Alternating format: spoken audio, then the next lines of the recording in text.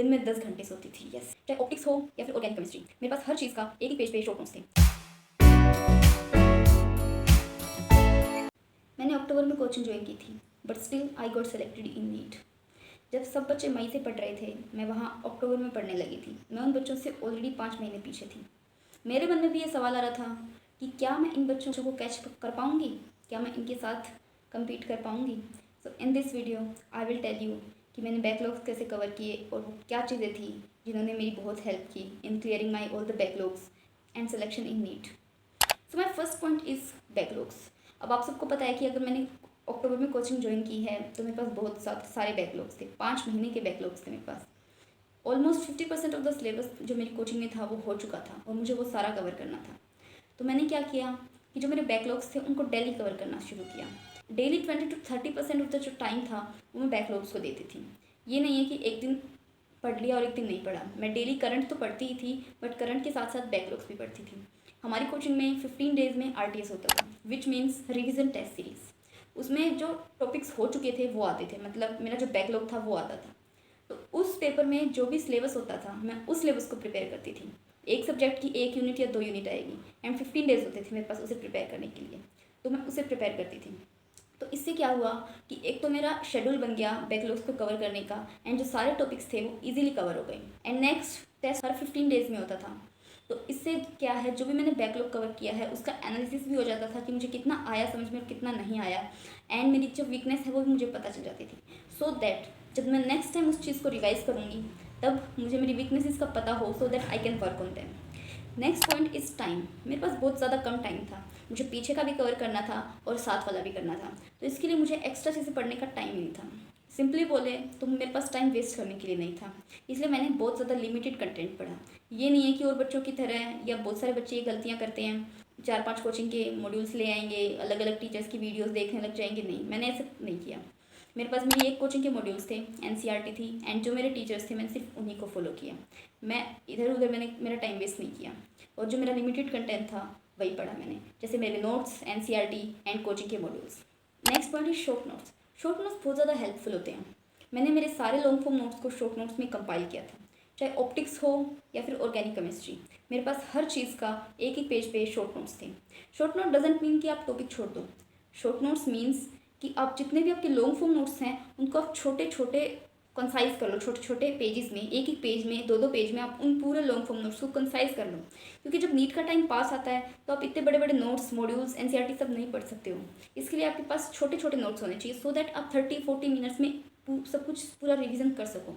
तो short notes इस चीज़ में बहुत ज़्यादा हेल्प करते हैं। तो मैंने मेरे जितने भी लॉन्ग फॉर्म नोट्स थे उनको ऐसे कंसाइज करके रखा था। मेरे लॉन्ग फॉर्म नोट्स का एक एक पॉइंट मेरे शॉर्ट नोट्स में था। तो इससे क्या होता था कि मैं जब भी रिवाइज करती थी तो मेरे long form notes easily revise हो जाते थे, मुझे टेंशन लेने की ज़रूरत ही नहीं थी। मेरे शॉर्ट नोट्स लॉन्ग नोट्स का ही कंसाइज वे था, and that help me a lot. Next point is tuition practice. कई बार क्या होता है कि हमारा बहुत ज़्यादा मन नहीं करता है पढ़ने का, हमें ऐसे होता है कि क्या पढ़ें और क्या ना पढ़ें, हमें कुछ भी समझ में नहीं आता है। उस टाइम आप क्या करो कि आप ट्यूशन प्रैक्टिस करने लग जाओ। ट्यूशन प्रैक्टिस बेस्ट वे है पढ़ने का। आपका मन नहीं कर रहा है कुछ भी रिवाइज करने का, पढ़ने का, तो आप ट्यूशन प्रैक्टिस करने लग जाओ। इससे क्या होगा, आपका एनालिसिस भी होगा, आपको पता चलेगा कि आपको क्या क्या आता है, क्या क्या नहीं आता है, क्या क्या वीकनेस है, और साथ में ट्यूशन प्रैक्टिस भी हो जाएगी।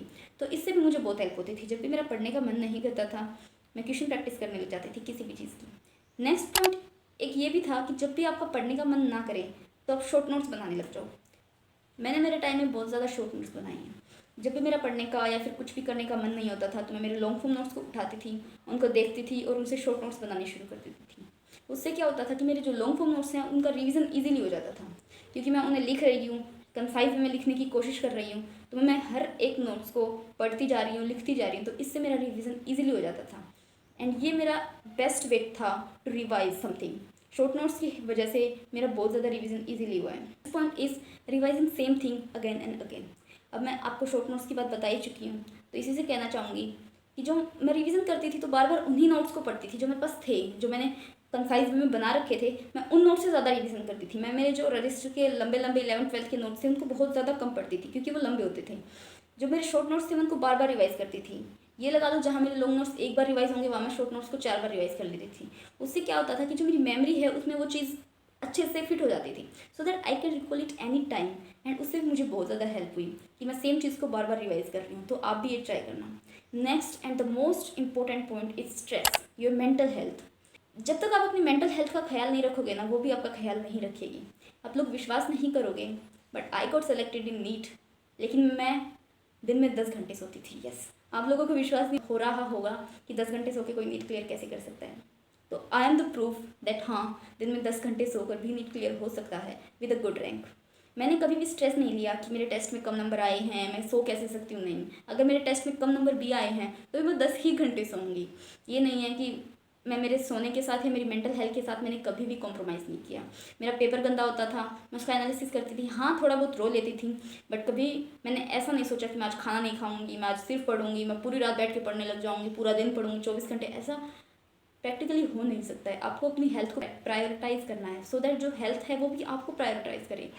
एंड इस जर्नी में हेल्थ है उसका बहुत ज़्यादा आपको ध्यान रखना है, क्योंकि जब तक आप हेल्थ का ध्यान नहीं रखोगे तब तक वो भी आपका ध्यान नहीं रखेगी। तो अपनी हेल्थ का ध्यान रखो, अच्छा खाना खाओ, अच्छा खाओ पियो, अच्छे से हेल्थी रहो, एंड स्ट्रेस बिल्कुल भी नहीं लेना है। अब मेन बात ये थी कि मुझे स्ट्रेस नहीं होता था, इसकी वजह से मैं जो चीज़ों को ईजिली कैच कर पाती थी। मेरे जो टेस्ट थे मैं फ्री माइंड से देती थी, एंड इससे क्या होता था कि मेरे टेस्ट पेपर बहुत ज़्यादा अच्छे जाते थे। मैं जो भी पढ़ती थी वो मैं अच्छे से रिवाइज कर लेती थी, रिकॉल कर लेती थी। इससे क्या होता था कि जो मेरे, बेशक मैं पढ़ती कम थी, सोती ज़्यादा थी, मतलब मेरे स्टडी आवर्स कम होंगे, बट मैं जो पढ़ती थी वो अच्छे से पढ़ती थी और मेरे दिमाग में अच्छे से रिकॉल हो जाता था। So that help me. So that's all for today. ये कुछ पॉइंट्स थे जो मैं सोचती हूँ कि मुझे नहीं टैग करने में हेल्प हुई है उनसे। आई होप इनमें से कुछ पॉइंट्स आपको भी हेल्प करें, and comment down if you have any queries. Bye bye, thank you.